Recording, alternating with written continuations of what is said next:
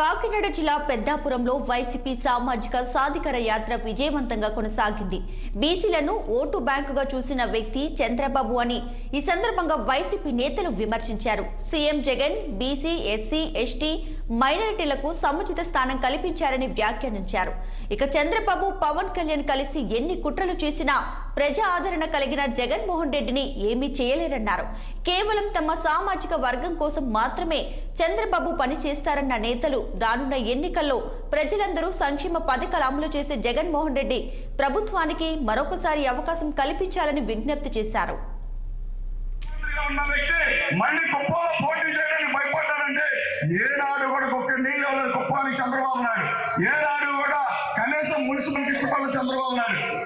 నాయుడు కుప్పలో ఇల్లు కూడా లేదు. చంద్రబాబు నాయుడికి ఈ మధ్య కాలంలో జగన్మోహన్ రెడ్డి గారు పదే కుప్పలో ఇల్లు ఎక్కడా అని అడిగితే సమాధానం చెప్పలేక సత్యరెడ్డి గారు 2 ఎకరాలు చూసుకొని చెన్నీళ్ళు అని చెప్తా ఉంది భువనేశ్వర్ గారు.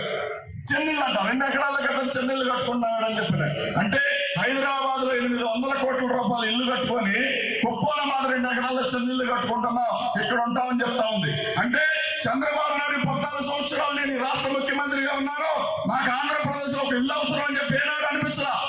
ఎప్పుడు కూడా శనివారం శుక్రవారం రాగానే హైదరాబాద్ వెళ్ళిపోతాడు, అక్కడ పడుకొని మళ్ళీ సోమవారం డ్యూటీకి వచ్చినట్టు